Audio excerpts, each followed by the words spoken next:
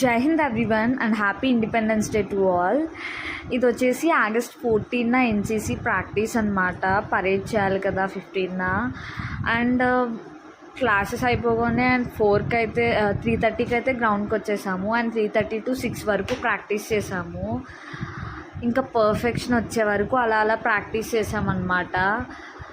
Like Tejal and దైనేగు again తేజల్, ఇంకా music పెట్టుకొని అలా ప్రాక్టీస్ చేసాము.